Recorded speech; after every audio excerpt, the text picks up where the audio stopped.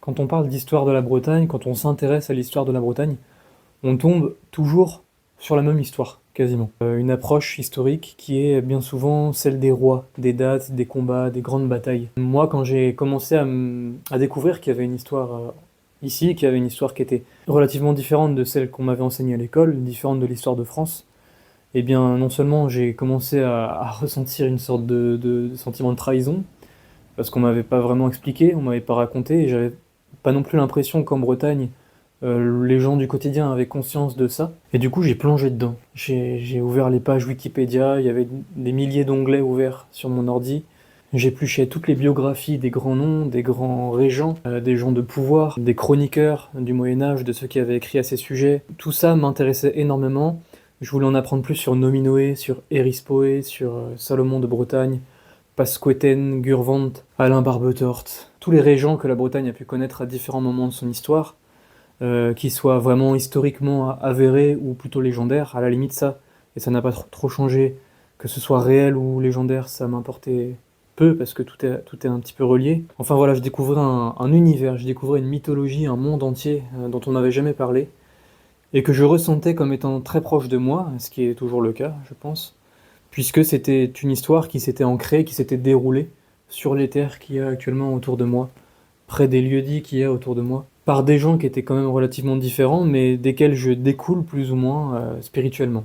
Et puis au fur et à mesure du temps, je me suis beaucoup questionné sur l'identité bretonne, et toute cette histoire-là des rois, justement des traités, des grandes dates, à un moment donné, elle m'a un peu ennuyé, c'est-à-dire que j'avais l'impression de courir après quelque chose qui ne me donnait pas de réponse, quelque part. J'avais créé toute une mythologie dans ma tête, j'avais créé tout un roman dans ma tête, et ça m'avait beaucoup plu, ça me plaît toujours, mais j'avais besoin d'autre chose, et je savais pas quoi, exactement. Pour me situer moi-même dans l'existence, dans mon peuple, j'avais besoin d'une autre histoire. Et là, j'ai découvert une autre facette. Et c'est cette histoire-là dont j'aimerais parler dans cette vidéo. J'aimerais mettre en avant aussi le fait de s'y intéresser. Comme je vous ai dit, quand on tape Histoire de Bretagne, on tombe toujours sur la même chose quasiment. On tombe toujours sur ces grandes dates, sur ces grands personnages, sur une esthétique aussi, une esthétique assez nationale, chevalière, avec des bons côtés. Je pense que il est important que la jeunesse en Bretagne aujourd'hui puisse avoir des modèles de courage, de bravoure, des personnages auxquels la jeunesse, les jeunes filles de Bretagne et les jeunes garçons de Bretagne puissent s'identifier assez directement. Et qu'on leur dise, voilà, ça, ce sont des figures qui vous appartiennent et qui n'appartiennent qu'à vous. Et puis, entre vous, comme ça, vous partagerez les mêmes références, vous partagerez le même goût pour certaines figures, ce qui aussi, entre vous, vous liera. Je trouve que la beauté du roman national, de l'histoire nationale, ça dépend d'où on se place, je trouve que ça prend son sens à ce moment-là. Mais connaître la vie de Nominoé, connaître le déroulement et les enjeux de la bataille de Ballon, ne nous fait pas plus comprendre d'où on vient concrètement. Sincèrement, ça nous éclaire pas plus en fait. Mais pour moi, la vraie histoire de la Bretagne, cette seconde histoire-là, qu'on met pas en avant, c'est l'histoire des ancêtres. C'est l'histoire du peuple en fait. C'est l'histoire du quotidien, des croyances, des coutumes, du cœur. De quoi était constitué le cœur de nos ancêtres? De quoi était constitué le cœur de mon arrière-arrière-grand-mère? De quoi était constitué le cœur de son arrière-arrière-arrière-grand-père? Du XVIIe. Cette grande chaîne constituée de plein de petits maillons, et de laquelle je proviens moi, de quoi étaient constitués ces maillons? Qui étaient ces maillons? Moi, j'ai encore la chance de pouvoir questionner, admettons, ma grand-mère pour savoir qu'est-ce qu'elle pourrait me dire sur sa grand-mère à elle. Et là, tout de suite, déjà, j'ai un aperçu de comment étaient mes ancêtres, de comment étaient, quelque part, les Bretons aussi, au 19e. Mais je peux pas aller plus loin. Et encore, c'est très sommaire ce que ma grand-mère va m'expliquer. Bah, c'est très sommaire. Elle a pas pris soin de conserver cette logique-là, de conserver la mémoire, en fait, de la famille. C'est quelque chose qui a été perdu aussi. Je ferai une vidéo à ce sujet. Mais j'ai quand même un petit lien avec tout ça. Je saurais jamais vraiment qui étaient mes ancêtres, les uns après les autres, dans toutes les branches qui constituent mon arbre généalogique, j'en finirai jamais. Mais j'ai besoin d'un aperçu, j'ai besoin d'une généralité, j'ai besoin d'une vue de recul. Cette histoire-là, il y a énormément de livres en réalité qui en parlent, que je vais vous citer en fin de vidéo, pour que vous puissiez avoir des pistes tout du moins. C'est une histoire qui est moins impressionnante au premier abord à découvrir, parce on attend l'action, on attend le rebondissement, on attend le drama, On attend le drame, parce que bien souvent, ce qui fonctionne avec l'histoire nationale, c'est toute cette série de dramas, de liens, de trahisons, et c'est ce qui peut en faire bien souvent aussi après des films ou des œuvres de fiction, etc. Même des illustrations. Le travail des Seiz-Breur, par exemple, de ce mouvement artistique breton, a été en partie de réillustrer toute cette histoire nationale, à travers la gravure, la peinture, et puis à travers des compositions, des représentations qui étaient tout à fait modernes et assez inédites pour l'époque. J'ai été bouleversé par cet art-là, j'ai été bouleversé par la grandeur que ça montre. Ça a contribué à me rendre fier, ça a contribué à me donner encore plus envie d'en apprendre sur moi et de donner de l'intérêt à ma bretonité. Mais c'était pas une fin en soi, il me fallait plus. Et effectivement, c'est plus compliqué de rendre spectaculaire l'histoire du quotidien, l'histoire des anciens. Cela dit, quand vous ouvrez la porte, intérieurement en vous, quand vous ouvrez la porte, et qu'à chaque ligne que vous visualisez dans un livre, et qui parlerait de la manière dont les ancêtres, à tel endroit de Bretagne, vivaient la religion, le rapport qu'ils avaient avec la mort, le rapport qu'ils avaient avec le mensonge, le rapport qu'ils avaient avec la danse, à chaque ligne de ces livres que vous lisez, il y a un moment donné où ça se développe en vous, et vous avez vraiment l'impression d'être concerné. Ça parle de vous, ça parle de vos ancêtres. Et ça me fait du bien, ça m'indique, ça me donne, ça élargit tout ce monde intérieur, toute cette identité intérieure, et ça me fait me connaître, encore plus de me connaître moi-même. Je connais encore plus mon pays, je saurais parler de l'âme des gens d'ici, un petit peu mieux, et c'est en ça que je trouve cette histoire très enrichissante. C'est une question de palier. Au départ, vous ne comprenez peut-être pas l'intérêt. Au départ, c'est un ramassis d'informations. Et puis tout à coup, vous prenez ce qui vous intéresse. Et vraiment, le fait de pouvoir parler du passé, de pouvoir parler des ancêtres, c'est quelque chose d'assez incroyable. C'est quelque chose qui vous ramène à la terre, c'est quelque chose qui vous situe et qui vous fait même, je vais aller plus loin, vous sentir bien par rapport à votre existence propre. Concernant la définition de l'histoire, tous les gens aujourd'hui au XXIe siècle n'ont pas le même rapport à ce mot, à l'histoire. Il y a une vision de l'histoire qui n'est plus la même qu'on aurait pu avoir il y a 200 ans. Aujourd'hui, pour beaucoup de personnes, l'histoire, souvent des gens qui ont fait des études, qui sont universitaires, qui sont dans la méthode, c'est un rapport assez sacré, quoi. On ne prétend pas à ce que quelque chose soit de l'histoire si on n'a pas eu la méthodologie derrière, si on n'a pas sourcé. On ne peut pas non plus amener un peu d'imagination à l'histoire, parce qu'après c'est plus de l'histoire, c'est de la légende. Voilà, il y a des gens qui sont comme ça très rigoureux, ce que je comprends, etc., je les respecte, c'est une belle vision de l'histoire. Ce n'est pas celle qui me parle le plus, mais en même temps je suis ravi d'ouvrir des ouvrages et de savoir que le travail qui a été effectué de recherche, que je lis, est purement scientifique, et qu'il n'y a pas d'imagination derrière. Je suis très content de ça, des fois, de savoir en fait. Cela dit, je pense que l'histoire c'est un terme plus général, et que dans histoire, il y a aussi cette part de mystique, cette part de mystère et cette part d'imagination. La tradition orale, admettons, a fait de l'histoire, selon moi.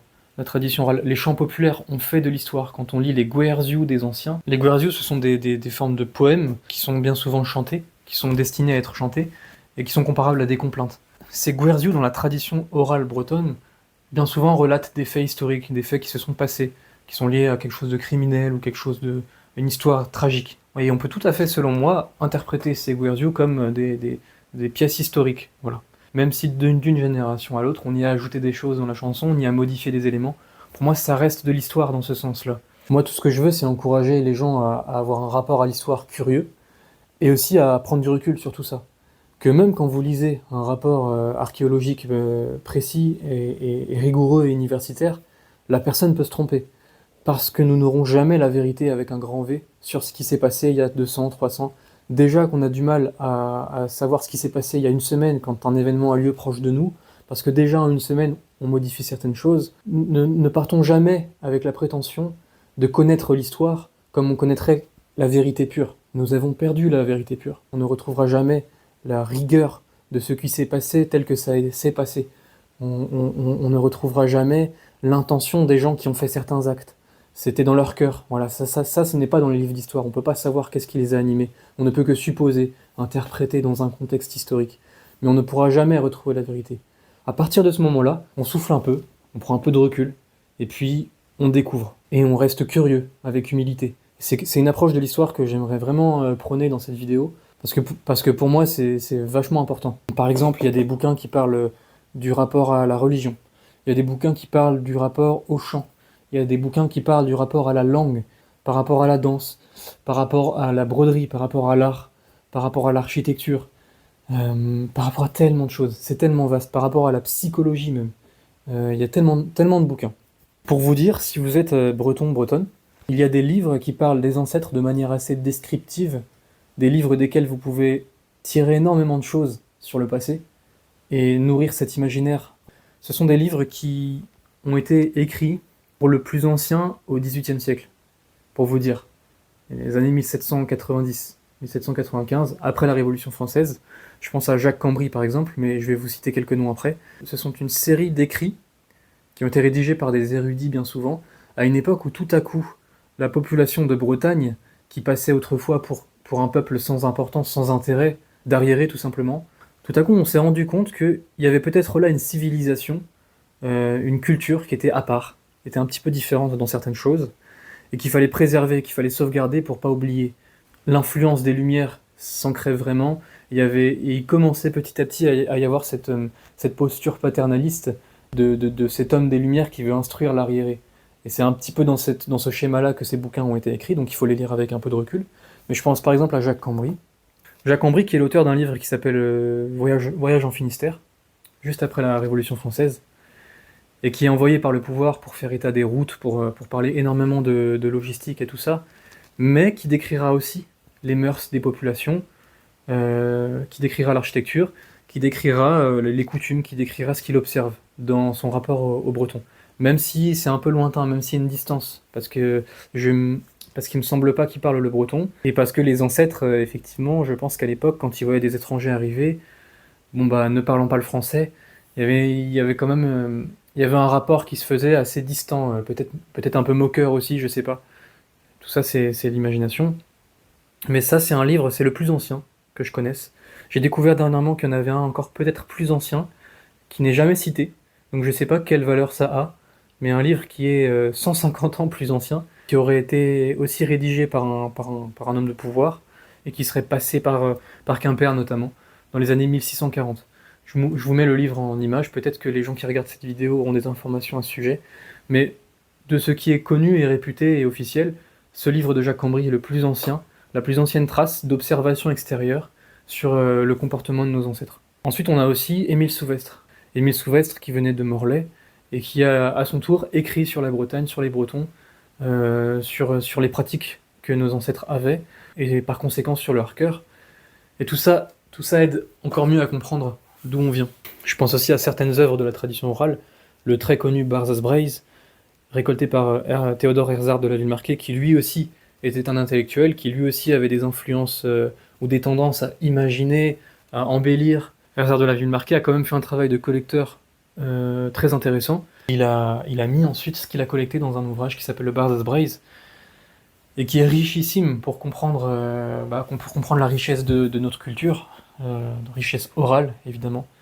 J'ai quelques livres là qui pourraient servir d'exemple également.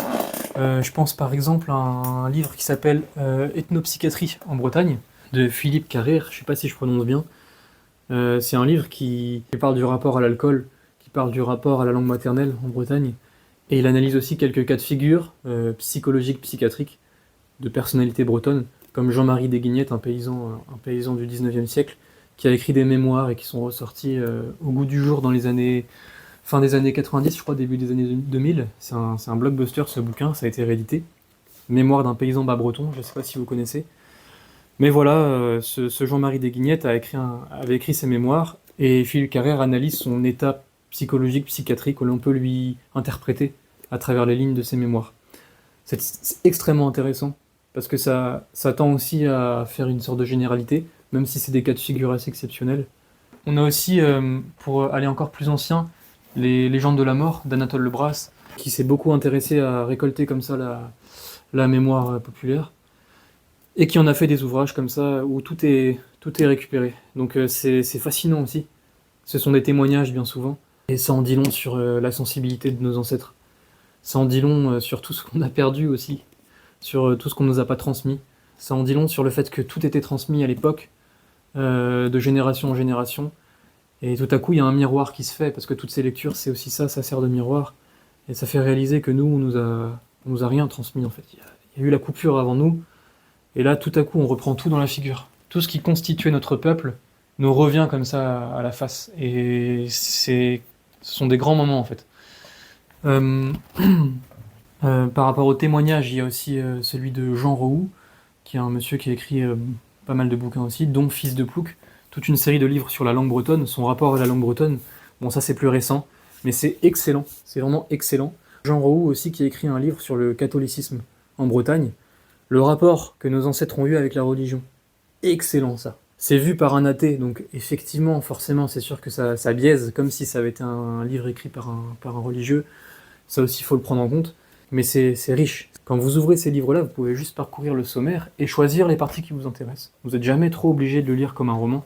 C'est ça qui est trop bien aussi, c'est que des fois, de tous les livres que je présente, il n'y en a pas beaucoup que j'ai lu en entier. J'ai lu juste certaines parties ou d'un chapitre à un autre, je prends ce qui m'intéresse le plus sur le moment. Je pense aussi au travail de Père Jacques Esselias. C'est un bigoudin. C'est très ciblé, centré sur le pays bigoudin. Mais c'est pareil. Quand il parle du pays bigoudin, en réalité, il parle de la Bretagne. Effectivement, qu'il avait tendance, comme beaucoup de bigoudins, à, à chercher ce qui les rendait uniques et donc à chercher ce qui les différenciait des autres. Mais en ce sens, quand Père Jacques Esselias écrit un livre, par exemple, qui s'appelle Les autres et les miens, ça en dit long, quoi. Il parle des siens, les bigoudins, et il parle des autres. Donc c'est fascinant, c'est excellent. Le cheval d'orgueil, le fameux aussi, qui est richissime en informations. Il y a beaucoup de choses dont j'ai pas parlé, forcément, parce qu'il y a tellement c'est tellement vaste. C'est là que vous vous rendez compte que quand vous connaissez Nominoé, quand vous connaissez Alain Barbetorte, quand vous connaissez les incursions vikings, Anne de Bretagne et tout ça, il y a encore beaucoup de choses à apprendre, c'est pas fini, quoi. Ça y est, je connais les grandes lignes. Du coup, l'histoire de Bretagne, je touche ma bille. Mais l'histoire de Bretagne, c'est beaucoup plus subtil. C'est la vraie histoire de la Bretagne, c'est l'histoire de nos ancêtres. L'histoire du pouvoir, l'histoire des puissants. Je veux pas hiérarchiser non plus, je veux pas dire qu'il y en a une meilleure que l'autre. Mais je pense même qu'avant de nous intéresser à l'histoire des puissants, retrouver les bases, ne serait-ce que les bases sur qu'est-ce qui animait le cœur de nos ancêtres, c'est déjà un premier pas, c'est déjà la première marche de l'escalier. Et pour continuer dans ce sens, j'ai 2 livres avec moi. En réalité, il y en a beaucoup plus qui parlent de ce sujet, mais qui sont excellents aussi, qui en disent plus que ce sur quoi ça prétend parler. Ce sont Objets populaires de la Bretagne ancienne, Traukos, de Corentin Denis, et Art populaire de Bretagne, écrit par Philippe Le Stume. Ça parle tout simplement de l'art, de l'artisanat, des productions matérielles de nos ancêtres, de ce qu'ils ont créé tout simplement. Pour moi, pour approcher au plus près ce qui constituait l'âme, les états d'âme, ce qui constituait l'essence de nos ancêtres, il faut d'abord aller regarder dans ce qui a été créé, dans ce qu'ils portaient sur eux, dans ce avec quoi ils mangeaient, dans leurs objets spirituels, dans leurs objets fonctionnels. Il faut d'abord aller regarder là, plutôt qu'aller voir quand est-ce que Nominoé a unifié la Bretagne. Avant de savoir à quel moment la Bretagne est le territoire le plus vaste, quoi. Même si c'est toujours impressionnant, ce moment où on apprend, on découvre que sous Salomon de Bretagne et la Bretagne s'est étendue jusqu'au Cotentin. C'est toujours un moment de waouh, c'est vrai que c'était grand, quoi, c'était grandiose. Mais quand on prend un peu de recul, après on se dit bon, tout ça c'est une explosion dans le film, quoi. Mais c'est pas le sujet, c'est pas. Je pourrais savoir ça, mais à la fin je sais toujours pas qui je suis, je sais toujours pas d'où je viens, je sais toujours pas parler de mes ancêtres, je sais toujours pas parler de l'architecture de la longère dans laquelle mes grands-parents vivaient et que j'allais voir quand j'étais petit. Je sais toujours pas parler de pourquoi ma grand-mère elle disait tel mot en breton. Notre histoire, elle est là, avant toute chose. Et ce sont 2 livres qui sont magnifiques par la sélection d'œuvres et d'objets qu'ils mettent en avant, la qualité des photos, mais la qualité des commentaires aussi. La qualité des commentaires, elle est magnifique, c'est excellent. Chaque objet porte en lui toute une analyse mentale, spirituelle de nos ancêtres. Avec effectivement la provenance des objets. Il y a des choses qu'on retrouvait en Broguernais, qu'on ne retrouve pas en pays de Redon. Il y a toute une richesse culturelle en Bretagne dont nous sommes héritiers, qui est encore toute récente, que nous avons perdue encore hier. C'est juste hier que nous l'avons perdue. Elle est encore là, on peut encore la récupérer, on peut encore nous la réapproprier, on peut encore en prendre conscience et en parler. Il y a toute une richesse comme ça qui attend là, qui est endormie en fait. Qui est endormie. Et on l'évoque jamais, on n'en parle jamais dans nos discussions entre nous. On a l'impression que c'est un objet de passion, c'est un objet de fantaisie. En réalité, quand vous vous intéressez à ça, quand vous vous intéressez à tout ça, vous êtes passionné, quoi. Tu t'intéresses aux vieux objets, tu t'intéresses aux vieilles choses, quoi. T'es un braizou, c'est mignon, quoi. T'es un passionné, c'est bien. C'est toute une manière de penser qui est dure au début à supporter. Quand vous essayez de vous réenraciner, vous faites un travail d'existence. C'est le sens de votre vie que vous abordez là, c'est pas juste une passion. Et les gens de votre famille le comprendront pas forcément. C'est pas grave à la limite. Depuis que je fais tout ce travail-là, eh ben, il y a quand même une quiétude dans ma manière de traverser l'existence. Les problèmes de la vie ne sont pas annulés, ne sont pas. Je suis pas plus protégé qu'avant, mais dans la partie la plus calme de la vie, eh bien, je me sens encore plus en paix. Je me sens encore plus à ma place. Et pour autant, je suis encore plus ouvert à comprendre les autres cultures. C'est ça qui est beau aussi dans l'apprentissage de la tradition, dans l'apprentissage de notre propre héritage. C'est que plus on découvre à quel point il était richissime, plus on tend l'oreille comme ça quand on entend quelqu'un de l'extérieur, un étranger, quelqu'un de différent de nous, parler de son héritage à lui. Comme ça, on peut faire des parallèles, on peut faire des différences. Et on est intéressé, quoi. Ça nous intéresse, ça nous stimule comme ça. Il y a on est stimulé par ce qu'il aura raconté, par ce qu'elle aura raconté sur son passé, sur ses ancêtres. On comparera comme ça, sans hiérarchiser, et ça fera comme ça donnera lieu à des discussions entre gens qui se comprennent. Or aujourd'hui, nous Bretons, je prends notre exemple, quand on entend parler quelqu'un de sa culture, de ses ancêtres, de ses traditions, eh ben on est juste des spectateurs. On écoute ça comme on écoute quelque chose d'exotique, mais ça nous renvoie à rien parce qu'à nous-mêmes on est rien, on est vide, quoi, on a tout perdu, on sait pas d'où on vient. Et retrouver et faire ce travail de réenracinement à travers cette deuxième histoire-là, je trouve que c'est très intéressant, quoi. Et je vous pousse vraiment à le faire si vous êtes intéressé par vos ancêtres, si vous voulez parler de vos ancêtres, parce que vous avez des ancêtres, parce que vous venez de quelque part, si vous êtes bretonne, si vous êtes breton, vous venez de quelque part, vous avez des origines. Vous avez des origines. Quand on vous demande de quelle origine vous êtes, vous pouvez dire que vous êtes breton, que vous êtes bretonne.